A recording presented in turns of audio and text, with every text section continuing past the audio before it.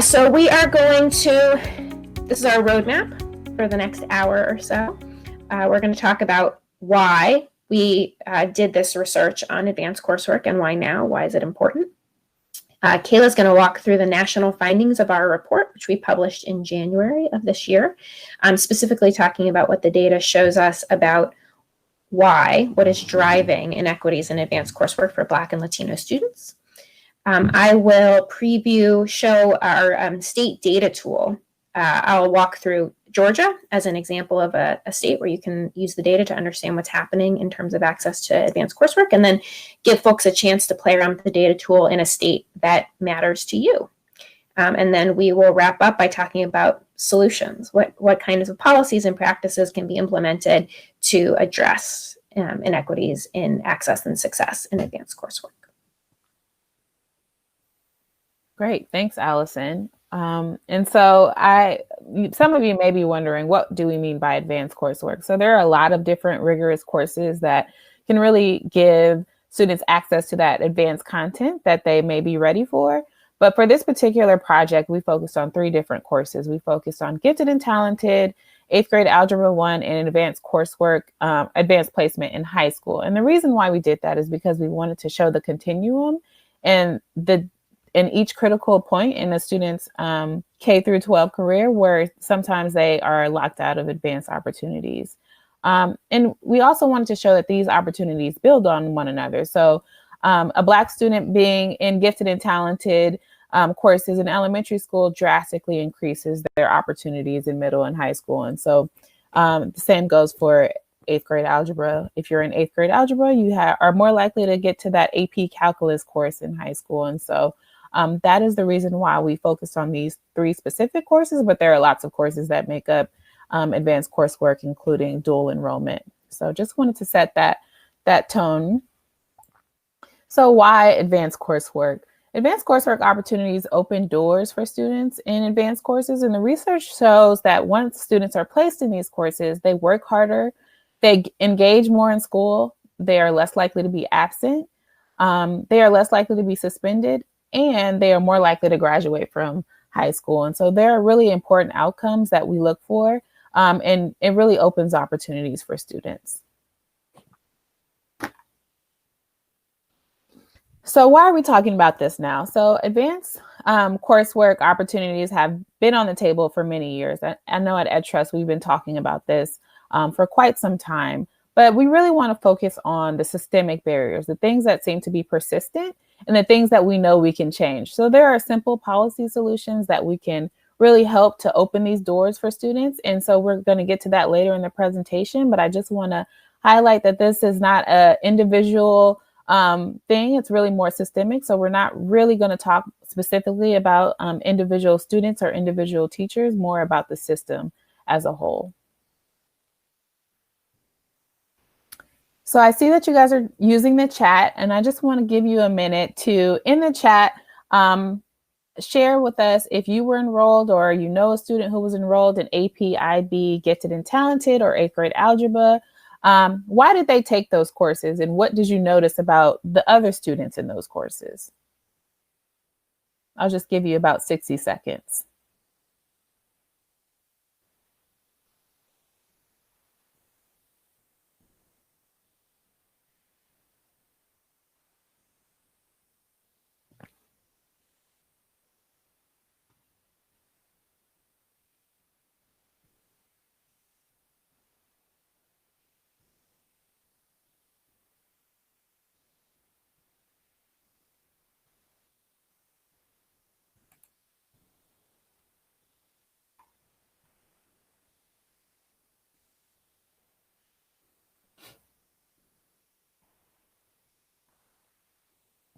So lots of people are, not lots of people, but a couple of you are sharing the real reason why a lot of students really take these courses, and they're for opportunities later in college, right? So you're getting that college credit is really important to students, and we want to make sure that they have the opportunity to do that.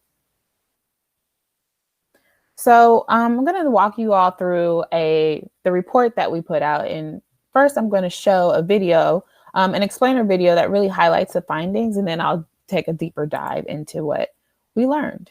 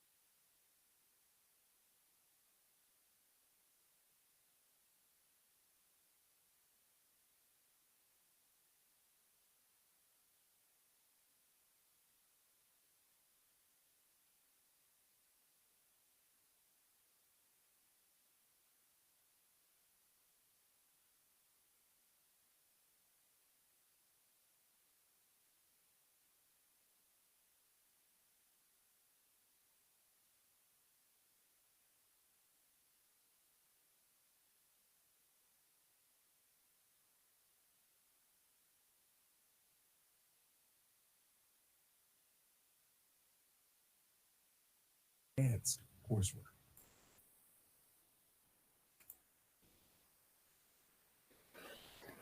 So that was just a little bit of a preview of what we're going to talk about. And I'm going to talk a little bit more in detail about what we learned in that report now.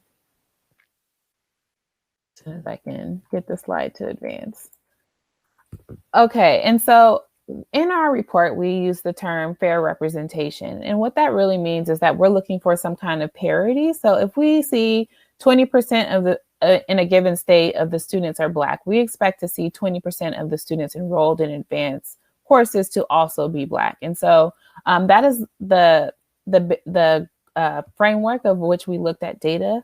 And we used a federal data set from the Office of Civil Rights to really examine these gaps in opportunities for Black and Latino students. So let's start from a great place, right? So what we learned immediately off the bat should be no surprise to anyone here. And what we learned is that Black and Latino students are successful in advanced courses when given the opportunity. So in order to dive deep into that, we looked at 8th grade algebra passing rates, and we found that there was almost parity in passing rates, right? And so Black students represent 21% of the students enrolled in 8th grade algebra, and they're 20% of the students who pass 8th grade algebra. And there are similar numbers for Latino students, who are 27% of the students enrolled in 8th grade algebra and 26% of the students passing. So we know that they can do it, and the data really shows that they are successful when given the opportunity. So the 8th grade algebra problem, the 8th grade algebra data really shows us that this is a system problem and not a student problem. So it's not the students who aren't able to really engage in the work meaningfully and do well in it. It's really the opportunities that are lacking. So Black and Latino students have shown that they can be successful. So where's the system failing? The data shows that Black and Latino students are underrepresented in advanced courses at every critical stage of their education. So that's in elementary school and middle school and in high school. Let's take gifted and talented programs, for example. There are nearly 200,000 Black and Latino students missing from gifted and talented courses across the country. So we would need 9 Staples Centers. That's where the Lakers play in Los Angeles. We would need 9 of those centers to fill all the students who are missing from gifted and talented courses. So that's quite a few students who should be in gifted and talented courses, but aren't given the opportunity. And we also see from the data that Black students make up 15% of 8th graders, but they are only 10% of the students enrolled in 8th grade Algebra 1 courses. Similarly, Latino students make up 25% of 8th graders, but are only 18% of the students enrolled in 8th grade Algebra 1. And like I said earlier, that 8th grade Algebra 1 course is really a foundational course that allows students to really engage with that advanced STEM courses in high school. This trend continues on into high school. So if Black and Latino students had their fair chance to enroll in AP courses, we would see nearly 250,000 more Black and Latino students enrolled in AP courses. And the reason why I chose Beyonce as the GIF here, I know it's not moving, but I chose Beyonce because that is equal to the number of people who participated in her Coachella performance. So that's quite a few students who are missing. The truth is that Black and Latino students are not receiving these opportunities for reasons that have everything to do with the policies. Sometimes it's adult decisions and practices, and little to do with students' abilities. And just like I said earlier, the 8th grade algebra passing rates really show us that they can do it when given the opportunity. So we used these 3 guiding questions to really help us to understand where the problem is and where the breakdown in the system is. And so the first question we ask is the system failing to offer advanced courses at all? So do the schools that these students go to offer the courses? The second question we ask is the system offering too few courses or too few seats in certain schools? And the third question we ask is the system problem a within school problem? So is it a within school problem, or that could be like racialized tracking or some kind of tracking, or is it a different problem? So I'm going to walk you through the answers to each of these questions. The first question is the system failing to offer advanced courses at all?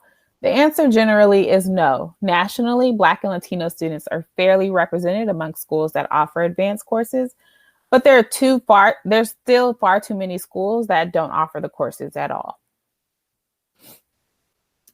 Let's look at 8th grade algebra. Black students make up 15% of students enrolled in 8th grade and are 14% of students attending schools that offer 8th grade algebra.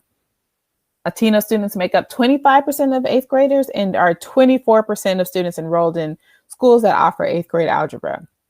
So there's almost parity there. But fair access isn't sufficient access. So nearly 1 in 10 high school students attend schools that don't offer a single AP course. That's quite a few students who go to schools that don't have AP courses. However, 1 in 4 high school students attend schools that don't offer a diverse range of AP courses. So that would be a math, a science, and a different type of course. And this is really important because if you're a budding writer, you might not want to be in that AP calculus course. You may benefit from an AP English course. So you really need to make sure that there are a diverse range of courses offered in the high school. So you really can capture all the students who are ready for that next step in that rigorous content. So 2 systemic reasons for these inequities are, 1, which is the answer to our second question, is the system offering too few courses or seats in certain schools? And the answer is yes. Schools that serve mostly Black and Latino students are not enrolling as many students in advanced courses as schools that serve fewer of these students. And I'm going to walk you through an example. Imagine 2 middle schools. Middle school A has 100 8th graders. 75% of the students are Black or Latino, and 25 students in 8th grade algebra in school A. In school B, there's 100 8th graders, just like school A. 10% of the students are Black or Latino, so there's quite a few less Black and Latino students, but they enroll more students in 8th grade algebra, just 5 more. They enroll 30 students in 8th grade algebra. So we see this trend, a lot of schools that look like school A across the country that are enrolling slightly fewer students in advanced courses. And our final question, is the system problem a within school tracking problem? And the data we examined tells us yes. Schools that do offer the courses, so that, let's say, for example, they have the AP courses, and especially racially diverse schools are denying Black and Latino students access to those courses. So the students go to schools that have the courses, they're just not enrolled in them. And the data shows that the more racially diverse the school is, the less likely Black and Latino students are going to be enrolled in those courses. And so really those schools aren't doing a good job of either identifying students or giving them the opportunity to really engage in that rigorous coursework. And a good example of this, I know that in Oak Park, they've recently tried to make some adjustments. And I don't know if any of you all seen, there was a series on Stars that really highlighted this high school. And it's a racially diverse high school. It's called Oak Park River Forest. It's right outside of Chicago. This high school offers 21 different AP courses. So that's quite a few AP courses for a high school. And Black students in this high school are 20% of the student body, but they're only 9% of students enrolled in AP. So there is quite a large gap there. And this gap could be because of a result of prior preparation. So that could be that they just weren't getting that access to those advanced courses or that rigorous content earlier in their career. Or it could be because of racialized tracking. So that means that you're sorting students based on not their ability, but the color of their skin at the classroom door. And so I always like to imagine you're going to a high school and the hallways are racially diverse, but the classrooms look very different. If you peek through the window, you might see all the students of color in one class and the white students in another class. It really shows that there could be a problem, a racialized tracking problem in that school. So just to recap what I just went through pretty quickly. So nationally, Black and Latino students are fairly represented among schools that offer advanced courses, but there are still too many schools that don't offer the courses at all. So we need to do a better job of making sure that the courses are available to students. The second question, the answer is that schools that serve mostly Black and Latino students are not enrolling as many students in advanced classes. And so we really need to make sure that those seats are available, those seats and courses are available in those schools. And the third question is that schools that do offer the courses, especially racially diverse schools, are in fact denying Black and Latino students the opportunity to enroll in those courses. So I'm going to hand it over to Allison. Thanks, Kayla. So Kayla shared with us the findings at the national level. And when we took a closer look at what's going on in states, we see that certainly there are states where the patterns mirror what Kayla just talked about, but every state is different. And even within states, the story about why students are being denied access to these courses is sometimes different for Latino and Black students. And so I want to walk you through what our state data tool can do. I'm going to use Georgia as an example, and then I'm going to give some time for folks to dig into a state that is meaningful to you or meaningful to your work. So our state data tool will allow you to do a few things. Answer the questions about access to advanced coursework for a specific state. It allows you to see how your state measures up against other states on all of those questions. And most importantly, gives you an idea of which recommendations will actually solve the problems in your state. And I'll get into this more as we go on. So let's talk about Georgia. We're going to dig in specifically to access to gifted and talented programs in Georgia, although the data tool would allow you to see access to 8th grade Algebra 1 and AP. So question 1, are Black elementary school students fairly represented in gifted and talented programs in Georgia? And if no, why not? So when we look at the data, high level, what do we see? Black students are not fairly represented in gifted and talented programs. And as Kayla mentioned, the earlier advanced coursework opportunities can open or close doors to later advanced coursework opportunities, including a path to college. Black elementary schoolers have access to gifted and talented programs at a similar rate as their peers. So meaning that they attend a school with a gifted program for the most part. But schools that are majority Black in Georgia often do not have enough seats in those courses.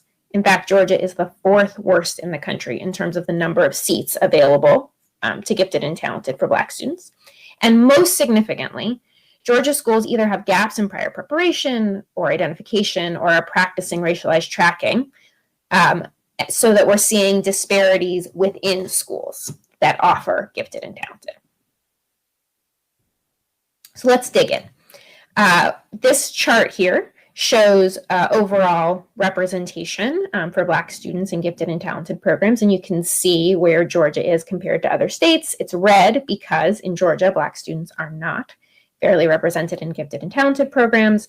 There are slightly fewer than 50 Black students enrolled in gifted programs for every 100 Black students who should be enrolled if the state had fair representation. So why is that?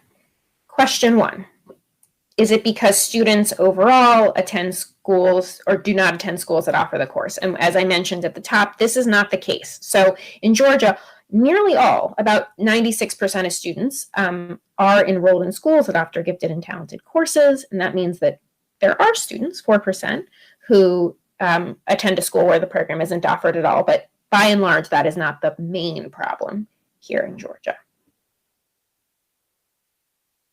So the next question is, are Black students enrolled in schools that have a fair number of students enrolled in gifted and talented programs? And as you can see from this chart, Georgia's way down there at the bottom. In Georgia, the schools that enroll the most Black students do not have their fair share of total seats in gifted and talented courses. This is definitely a part of the story, a part of the problem.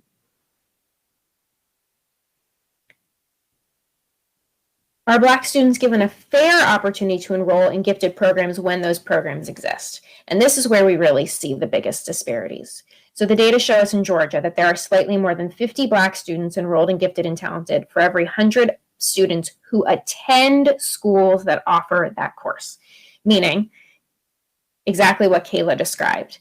The course is there. The school may be diverse, but the composition, the demographics of the gifted and talented courses in the school is not racially diverse. And so what the data tool allows you to do is to really tell a story, Georgia's as our example, about what's going on. So we see that underrepresentation in advanced coursework in Georgia begins early and is especially stark for Black students. We see that Georgia is among the worst of all states in terms of offering enough seats, enough opportunities for Black students in gifted and talented programs. It's actually fourth from the worst in the country. And so we see that the problem in Georgia is twofold. One, disparities are driven by fewer seats and by some kind of tracking where Black students are denied access to advanced courses that exist within their school buildings. So that's Georgia, and that's the story of access to gifted and talented for Black students in Georgia. But what our data tool allows you to do is to look at all 50 states, to look at gifted and talented, to look at 8th grade algebra, to look at AP, and to look at the experience for Black students and for Latino students. So we're going to give folks an opportunity to, oh, somebody did it for me. Thank you, Celiana. That was very nice. To dig in. So what we'd like to ask you all to do is to take about 5 minutes or so. We'll check in at 5 minutes to click on that link to our tool. Choose a state where you live or where you work or where your organization supports people. Choose a course type. So either gifted and talented, 8th grade algebra, or advanced placement. Select either Black or Latino students. You can definitely dig in more later. Just make these decisions for now, and then spend a few minutes digging into the data. And we would love, after about 5 minutes, if you could share what are the data telling you about what's driving inequities in the state that you chose. So it's about 2:15-ish. So we'll come back together at about 2:20. And as you're digging in and finding interesting things, we encourage you to share them in the chat because it might help other people uncover the story in their state.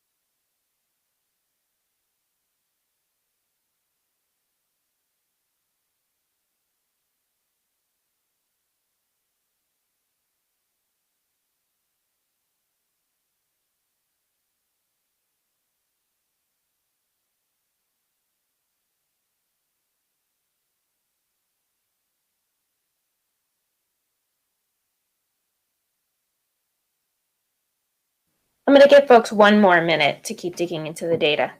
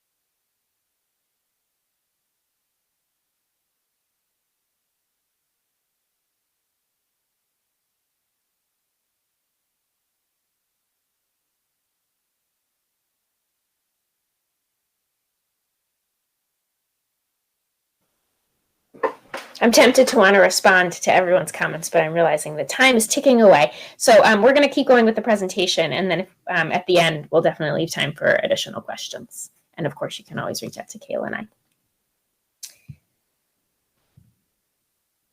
I'm going to turn things over to Kayla, who, oh no, I'm not. This is still me. So thank you all for digging into the data. The data are obviously important and interesting, but really only so much as they help inform what we should do about the problem. We've known actually about these gaps for a long time, particularly when we were digging into the academic literature. There have been studies for decades, honestly, showing particularly racial gaps in access to advanced coursework. So what can we do? There are 3 big buckets of solutions to this problem. The first is identifying gaps. The second is increasing access and opportunity. And the third is providing support. So the first step, these are particularly important levers at the state level, although often districts can play a role as well. So the first step is identify gaps and set goals to close them. Each state should have a goal that within an ambitious and a specific number of years, Black and Latino students will be fairly represented and successful in rigorous coursework from elementary school through high school. And that should include gifted and talented, 8th grade algebra, IB, AP, dual enrollment. That in and of itself won't solve the problem, but it forces states to put a stake in the ground and to be very public about their commitment to addressing inequities in advanced coursework. These goals should also include intermediate targets so that stakeholders and community members can track the state's progress towards that goal. And progress towards those goals should be regularly communicated in a way that is accessible to everyday people in the state. The second big bucket is actually increasing access and opportunity for Black and Latino students to these advanced coursework opportunities. So I think examples are probably the best way to describe how this can be done. So Washington State, for example, passed a law a few years ago that students who meet or exceed grade level standards on state exams are automatically placed into the next most rigorous level of advanced courses in their school. So rather than leaving it up to the subjectivity of teachers or guidance counselors or requiring that students or their parents strongly advocate for the child to be placed in an advanced course, students are automatically enrolled. This became a state law after a few years of a pilot in several districts. One of those was Tacoma Public Schools. And when Tacoma implemented this policy where they automatically enrolled students who demonstrated that they could meet or exceed grade level standards, they tripled the percentage of historically underserved students who were in advanced courses. And North Carolina and Colorado have similar, what we call automatic enrollment policies, although the details differ. And if this is something you're interested in advocating for or pushing for in your state, we can definitely talk to you about the details of each. Colorado also has an initiative where they offset the costs for universal screening for gifted and talented students. And when the data show that when Denver received this funding and switched from their previous method, which was requiring parents to submit an application to have their child tested for gifted and talented, when they moved to universal screening, testing every kid, the district doubled the proportion of Latino students who are identified. And so, I know that the problems in education, particularly inequities, often feel really difficult to solve, and they are. But we have really concrete examples of particularly state level policies that can make a very big and very quick difference for Black and Latino students in schools right now, eager and ready to take advanced courses. And then the third bucket is supports for success. And by that, we mean supports for districts and schools and supports for the students themselves. So a good example of this is Illinois. The Illinois State Board of Education offers competitive grants to districts that have at least one low-income high school. And that money can be used, is meant to be used to build capacity for that district to offer advanced placement courses. So schools that receive the grants can use the money to purchase books and other materials, to provide tutoring so that students are prepared to succeed in advanced courses, and to target their recruitment to historically underrepresented students and their families. And I think most significantly, this actually speaks to something someone put in the chat about needing to have enough teachers to teach advanced placement courses. Districts are required when they receive these funds to use 20% of it to provide professional development to teachers and administrators, speaking to exactly, I think it was maybe Celiana who said, we have to have teachers to teach these classes. So I'm going to turn things over to Kayla, who's going to talk a little bit about what this looks like in practice. Great. So I want to show a very short clip from a very long video. And I think if you're interested, you should definitely check it out. It's from a coalition called the Black and Brown Coalition in Montgomery County, Maryland. And they had a very large equity forum where they had students come share their stories with things like access to advanced coursework and other topics. And after they shared their stories, then a community advocate talked about the data. So I want to just let you hear from a community advocate for a few seconds, if I can get it to play. Perfect. Oh no. I made it to the honor roll on multiple times, and I will keep mentoring him into the best of my ability.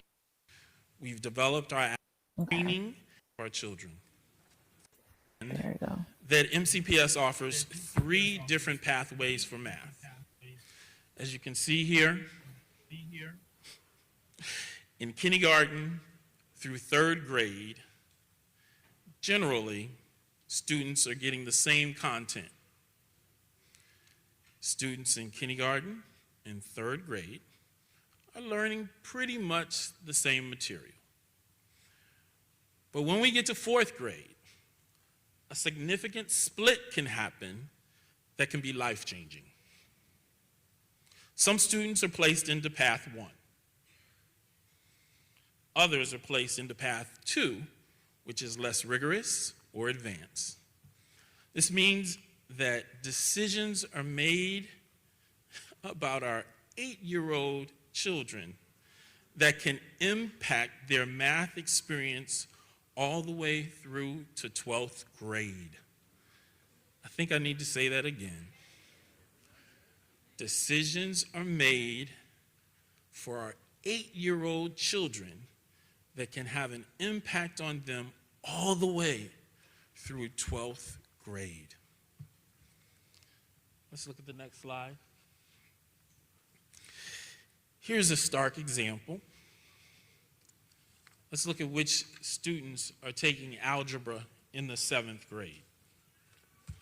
Black and brown students are significantly less likely to be enrolled in algebra in 7th grade. For low-income black and brown students, the numbers are devastating. Only 5% of low-income Latino students and 8% of low-income Black students are even in these advanced math classes. Did y'all hear me? 5% Latino, 8% Black, low-income students in these advanced classes.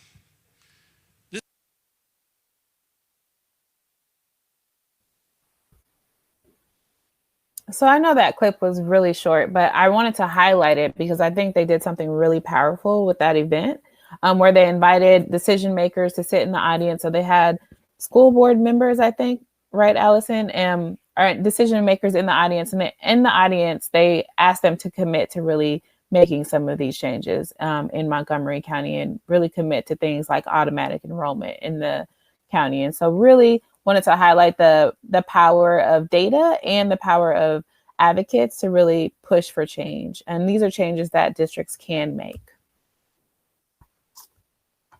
So on that. I just want to add before you move on, Kayla, that I saw, because I happen to live in Montgomery County, Maryland, and was voting for school board members on the ballot for this last election, that we saw that the coalition's work to highlight the data and to really elevate this issue made it to the platforms of many of the school board members who referred back to the data and put on their platform that they wanted to implement an automatic enrollment policy and address inequities in advanced coursework for Black and Latino students in the district, which is just really encouraging to see that data coupled with storytelling and obviously incredible advocacy on the part of this coalition is really pushing things forward in the district. Yeah, and the turnout really shares that the community is really interested in addressing this issue. This is something that resonates with people. The student, before this advocate spoke, the student talked about his own experience and how his brother wasn't identified for advanced coursework opportunities. So really encourage you to check it out on your own time. I'm sorry we don't have more time to dig into it now. I also want to highlight the interest across the country. There was a lot of media pickup, and a lot of states are starting to think about automatic enrollment policies or similar policies around advanced coursework, whether that be AP or dual enrollment or gifted and talented. So this is just to highlight that, the extreme interest. In Kentucky, there was a bunch of news articles really driven by advocates there to really highlight the inequities there. And Kentucky is much like Georgia, where there's a lot of racialized tracking happening in schools in that state as well. And so really making sure that, this issue is bubbling to the top and people are paying attention and it doesn't continue on the same path that it has for the last few decades. And this last slide has a lot of text. I apologize for that, but really wanted to highlight a federal bill that was introduced a couple of months ago, and hopefully it'll be reintroduced in the next Congress, that really would give states and districts the supports they need to really make some of these changes. So it's a $800 million competitive grant aimed to help states to cover the cost of really enrolling and supporting students in advanced coursework opportunities. And this is not just gifted and talented, or AP, but this is gifted and talented, AP, dual enrollment, I think IB as well. And so it really covers the most popular advanced coursework opportunities, I think also honors courses. And so really helps states to really build up that capacity and also support students and identify students by using things like automatic enrollment or universal screening.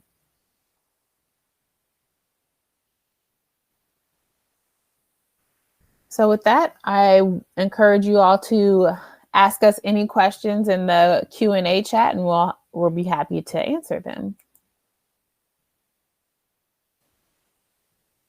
I also noticed a few folks sharing work they've done. Brenda Berg, for example, from Best NC in North Carolina. If you wouldn't mind sharing some resources from your organization, we can use the time both for questions and for information sharing.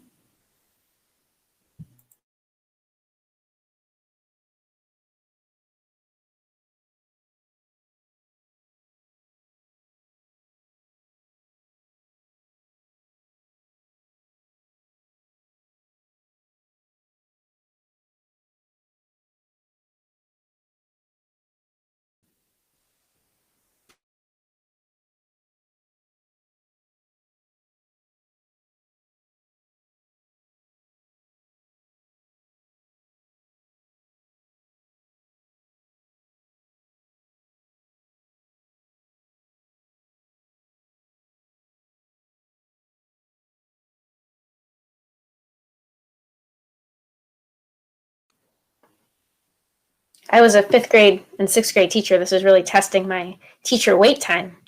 Don't be shy if you have questions.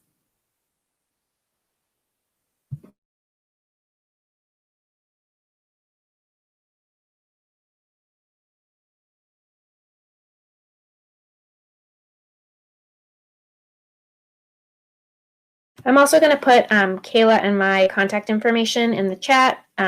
If folks don't have questions now but are hoping to connect later, ask about the data in your state, or want to be thought partners in terms of thinking about policy practice solutions, you're welcome to reach out. So the gifted and talented question about Colorado, I think there may be another state that offers something similar, or a group of states that do universal screening. Some of the challenges is that it will increase the number of Black and Latino students, but it doesn't close the gap 100%. And so I just should probably highlight that automatic enrollment policies are probably just one step of many. It won't catch all the students. We really need to do a better job of laying that foundation early and making sure that students have the opportunity to really engage with that rigorous curriculum from day one, especially day one being preschool, pre-K. Yeah, I think that that is some of the debate around gifted and talented and universal screening. It does work, but it doesn't close the gap 100%. And it's costly.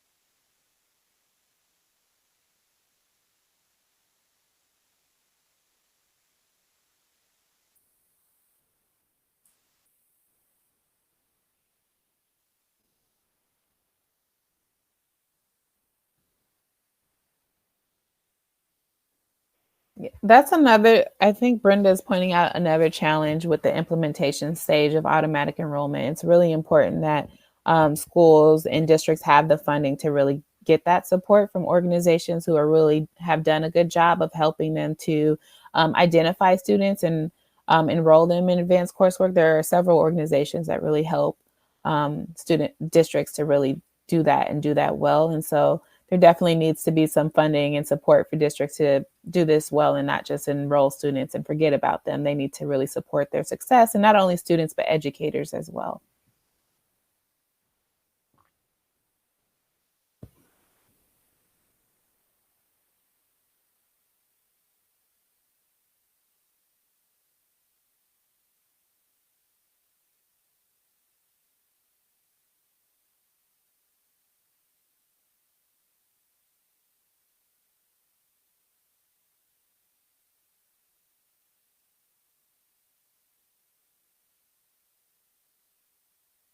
Any final questions?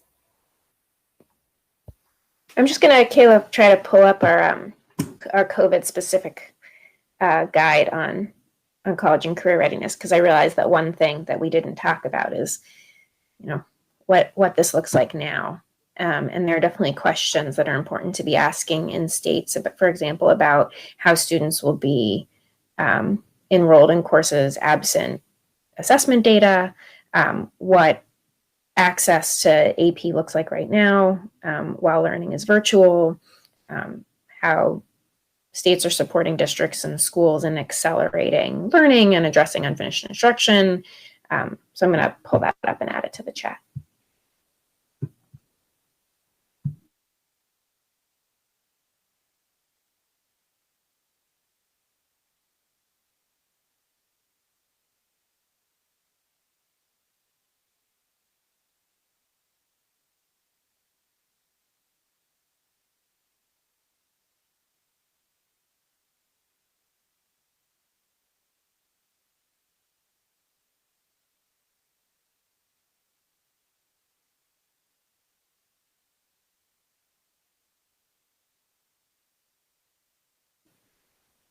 See, Joshua has a question here about why some states have so few students with access to gifted and talented programs, and is the assumption that they'll be fine without them.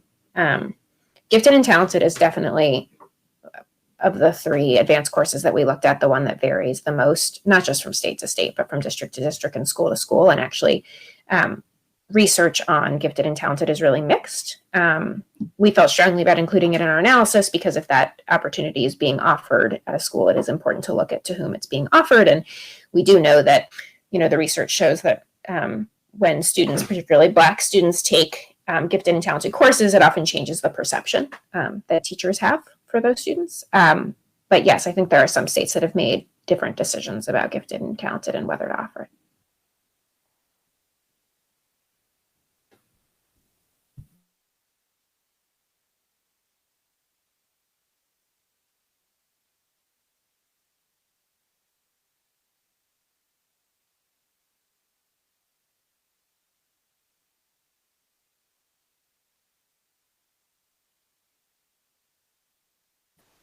Well, we want to thank you so much for joining us. Please feel free to stick around for the last 5 minutes if you have any other questions, and please reach out to us if you want to connect or share resources. It's been great sharing our report and our data with you. Thank you all for engaging with the content and being active in the chat. Really appreciate it. Yeah, I hope everybody has a good week. Stay safe.